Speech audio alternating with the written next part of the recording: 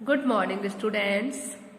Good morning students. तो आज हम इंग्लिश ग्रामर के चैप्टर 17 सिंपल प्रेजेंट टेंस में इंटेरोगेटिव सेंटेंसेस सीखेंगे। ओके, तो कल मैंने आपको क्या सिखाया था? कल मैंने आपको सिंपल प्रेजेंट टेंस में अफर्मेटिव सेंटेंसेस कैसे बनाते हैं और नेगेटिव सेंटेंसेस कैसे बनाते हैं ये सिखाया था। और आज मैं आपको क्या सिखाऊंगी कि इंटेरोगेटिव सेंटेंसेस कैसे बनाते हैं। ओके, तो बच्चों आपको पता है, एक बार पहले का रिवीजन कर लेते हैं। तो जो अब हम सिंपल प्रेजेंट टेंस में अफर्मेटिव सेंटेंस बनाते हैं तो क्या होता है, सब्जेक्ट, अगर हमारा सब्जेक्ट प्लूरल होता है तो उसमें वर्ब के साथ एस या ईएस नहीं आता है, और अगर हमारा सब्जेक्ट सिंगुलर होता है तो उसमें वर्ब के साथ एस या ईएस आता है। ओके, और जब हम सिंपल प्रेजेंट टेंस में नेगेटिव बनाते हैं तो क्या होता है, अगर आपका सब्जेक्ट सिंगुलर है तो डज नॉट आता है, अगर आपका सब्जेक्ट प्लूरल है तो डू नॉट आता है, और वर्ब के साथ एस या ईएस नहीं आता है। ओके, और आज हम क्या सीखेंगे? आज हम इंटेरोगेटिव सेंटेंसेस को बनाना सीखेंगे। चलिए देखते हैं। डू और does is introduce as per the subject. Do और डज सब्जेक्ट को इंट्रोड्यूस करता है। ओके, तो if a question word has be used, अगर यदि कोई क्वेश्चन वर्ड यूज होता है, it is used at the head of the sentence, वो क्या होगा? वो क्या होगा बताइए आप? वो सेंटेंस में हेड ऑफ द सेंटेंस होगा, मतलब सेंटेंस में मुख्य होगा। ठीक है, देखिए कुछ सेंटेंस देखते हैं, उसके बाद जानते हैं। Read these sentences. तो बच्चों क्या होता है, जब हम इंटेरोगेटिव सेंटेंस बनाते हैं तो जो डू और डज होता है वो वर्ब से, मतलब वो सब्जेक्ट से पहले आता है। ओके, क्या होता है? सब्जेक्ट से पहले आ जाता है।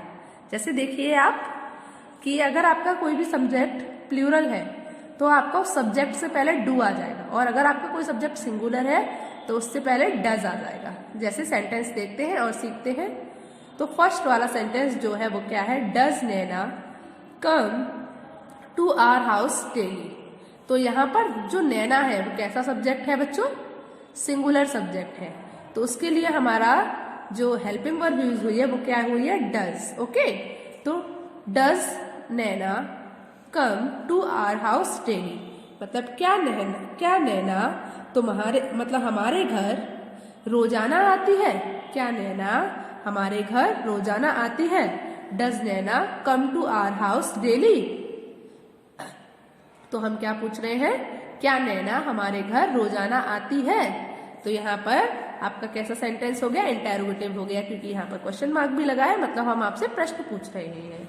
और क्या होता है, जब हम इंटेरोगेटिव सेंटेंस बनाते हैं तो आपके सब्जेक्ट से पहले जो आपकी हेल्पिंग वर्ब होती है सिंपल प्रेजेंट टेंस की, डू या डज, वो कहाँ आ जाती है? सबसे आगे आ जाती है। ओके, तो अगर आपका सब्जेक्ट सिंगुलर है तो आपकी हेल्पिंग वर्ब डज सबसे आगे आ जाएगी, अगर आपका सब्जेक्ट प्लूरल है तो आपकी हेल्पिंग वर्ब डू सबसे आगे आ जाएगी। ओके, तो सेंटेंस क्या हो गया?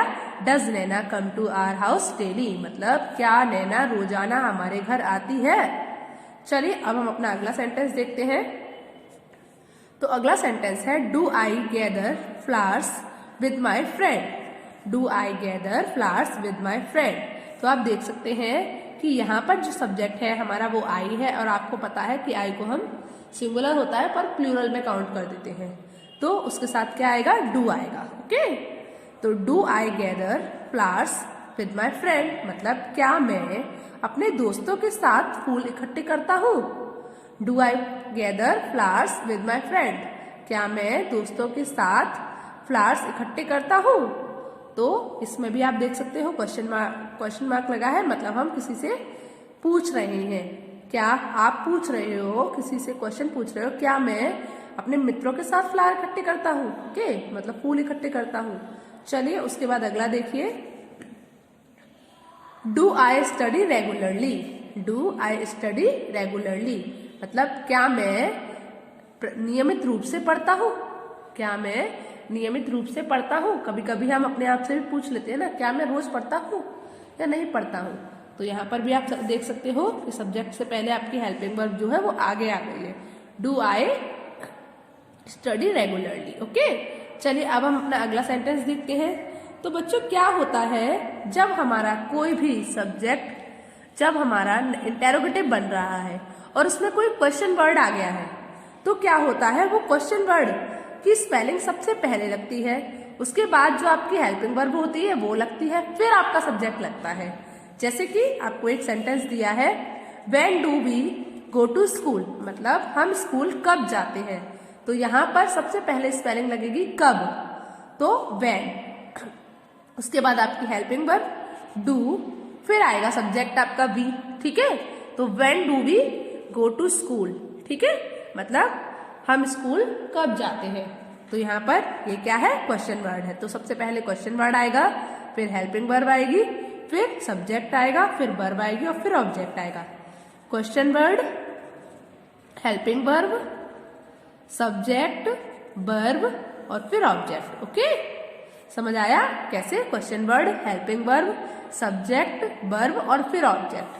तो when do we go to school, मतलब क्या, नहीं सॉरी, मतलब हम स्कूल कब जाते हैं, when do we go to school, ठीक है, क्वेश्चन मार्क। उसके बाद अगला सेंटेंस देखिए, why does he not hit the ball hard. तो आपको पता है कि डज नॉट एक साथ होता है, पर जब हमारा इंटेरोगेटिव सेंटेंस होता है तो सबसे पहले क्वेश्चन वर्ड आता है, फिर आपकी जो हेल्पिंग वर्ब है वो आती है, फिर सब्जेक्ट आता है, उसके बाद अगर आपका कोई नेगेटिव सेंटेंस है तो वो उसके बाद नॉट आएगा। किसके बाद, सब्जेक्ट के बाद नॉट लगेगा। ओके, तो Y does he not hit the ball hard, मतलब उसने बॉल को तेजी से क्यों मारा, मतलब वह बॉल को तेजी से क्यों मारता है। समझ आया, वह बॉल को, गेंद को जोर से क्यों मारता है।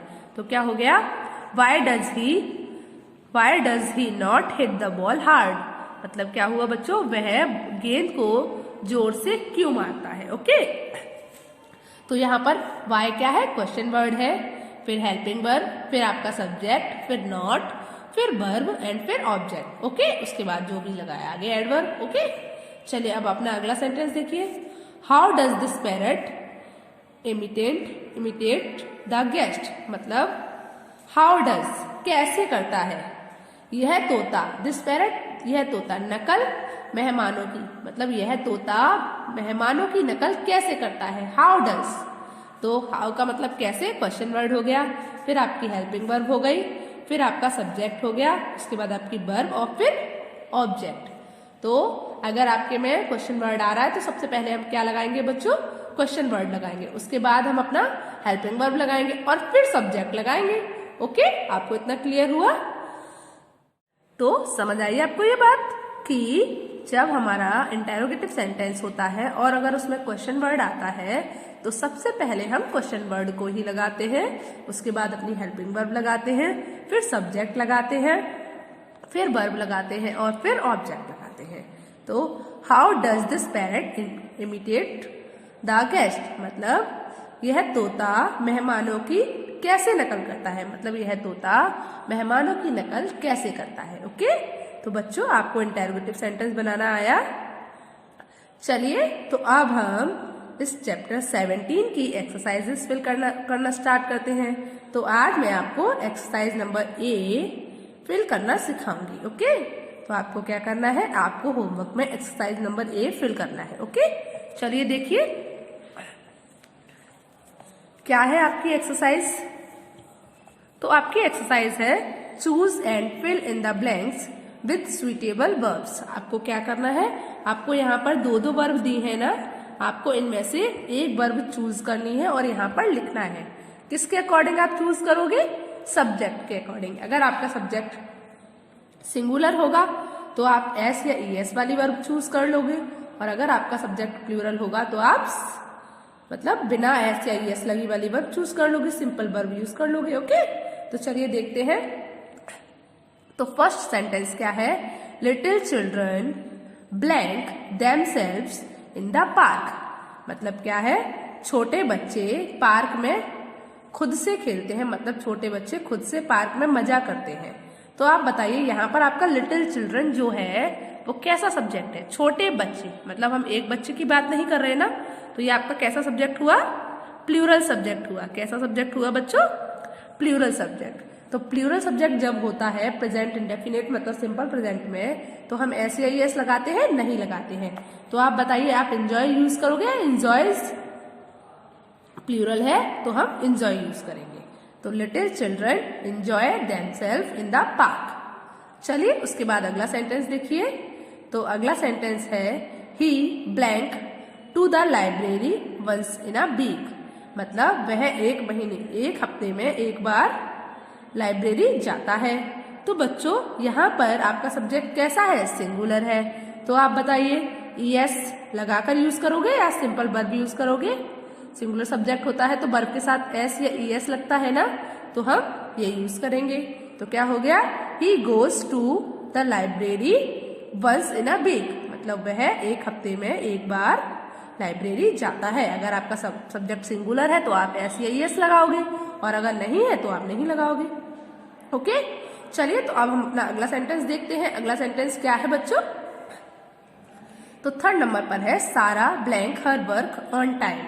मतलब सारा अपना काम समय पर खत्म करती है, क्योंकि फिनिश है। अब यहाँ पर आपका सब्जेक्ट कैसा, सिंगुलर है या प्लूरल है? सिंगुलर है। तो आप बताइए, फिनिश यूज करोगे या फिनिशेस? सिंगुलर सब्जेक्ट के साथ एस या ईएस लगता है तो हम कौन सा लगाएंगे? फिनिशेस लगाएंगे। ओके, तो सारा finishes her work on time. मतलब सारा अपना काम समय पर खत्म करती है या समाप्त करती है। चलिए फोर्थ नंबर का सेंटेंस देखिए। तो फोर्थ नंबर का सेंटेंस क्या है? रजत ब्लैंक मी वेल। रजत ब्लैंक मी वेल। तो यहाँ पर हम क्या फिल करेंगे? ट्वीट या ट्वीट्स? बताइए, सब्जेक्ट कैसा है? सिंगुलर है तो हम क्या यूज करेंगे? ट्वीट्स। तो रजत ट्वीट्स मी वेल। मतलब रजत ने मुझे मेरे साथ अच्छे से व्यवहार किया। रजत ने मेरे साथ कैसा व्यवहार किया? अच्छे से व्यवहार किया। ठीक है, तो रजत ट्रीट्स मी वेल। मुझे रजत ने अच्छे से ट्रीट किया। ओके, चलिए अगला सेंटेंस देखिए। तो 5 नंबर का सेंटेंस क्या है बच्चों? दे ब्लैंक इन चेन्नई। तो यहाँ पर दे जो है आपका कैसा सब्जेक्ट है? प्लूरल सब्जेक्ट है। तो आप दे के साथ एस या एस नहीं लगाओगे, तो बताओ आप लिव का यूज करोगे या लिव्स का? लिव का। ओके, चलिए तो दे लिव इन चेन्नई, मतलब वे चेन्नई में रहते हैं। उसके बाद 6 नंबर का जो सेंटेंस है वो क्या है? Some children blank with each other. तो फाइट या फाइट्स? फाइट, क्योंकि यहाँ पर जो आपका सब्जेक्ट है वो प्लूरल है। कुछ बच्चे एक दूसरे से लड़ते हैं। ओके, चलिए उसके बाद 7 नंबर का देखिए। These girls blank a beautiful song. तो यहाँ पर दीज गर्ल्स मतलब ये लड़कियां, आपका कैसा सब्जेक्ट है? प्लूरल सब्जेक्ट है। तो आप सिंग्स यूज करेंगे या सिंग? सिंग, क्योंकि सिंगुलर के साथ एस या एस लगता है, प्लूरल के साथ नहीं लगता है। तो हमने क्या यूज किया? सिंग। तो क्या हुआ बच्चों? These girls sing a beautiful song. मतलब ये लड़कियां एक अच्छा गाना गाती हैं। ओके, चलिए उसके बाद 8 नंबर का सेंटेंस देखिए। तो क्या है? My mother blank me English. मतलब मेरी माताजी मुझे इंग्लिश पढ़ाती हैं। तो यहाँ पर मेरी माताजी जो है, तो माताजी कैसा सब्जेक्ट है? सिंगुलर है या प्लूरल? सिंगुलर। तो आप बताइए, टीचर्स यूज करेंगे आप टीच यूज करेंगे? सिंगुलर के साथ बाद में एस या एस आता है ना, तो हम क्या यूज करेंगे? टीचर्स। तो my mother teachers me English, मतलब मेरी माताजी मुझे इंग्लिश पढ़ाती है। चलिए उसके बाद अगला देखते हैं। तो अगला है I blank like a great man. I look like a great man या I looks like a great man? अब आपका सब्जेक्ट कैसा है? प्लूरल है ना, तो आप क्या यूज करोगे? लुक। तो आई look like a great man, मतलब मैं एक महान आदमी के जैसा दिखता हूं। तो हमने क्या यूज किया? आई look like a great man. चलिए उसके बाद अगला देखिए। तो अगला क्या है? You blank cricket daily. तो प्लेज या प्ले? आपका यू कैसा सब्जेक्ट है? प्लूरल सब्जेक्ट है। तो आप क्या यूज करेंगे? प्ले या प्लेज? अगर आपका सब्जेक्ट सिंगुलर है तो आप एस या एस लगाते हैं वर्ब में। अगर आपका सब्जेक्ट सिंगुलर नहीं होता तो आप वर्ब में भी कुछ नहीं लगाते। बताइए सिंगुलर है प्लूरल है? प्लूरल है, तो क्या लगेगा? प्ले। तो यू प्ले क्रिकेट डेली, मतलब तुम रोजाना क्रिकेट खेलते हो। तो बच्चों ये बताइए, आपको एक्सरसाइज नंबर ए समझ आया? बताइए, इंटेरोगेटिव सेंटेंसेस बनाना आया?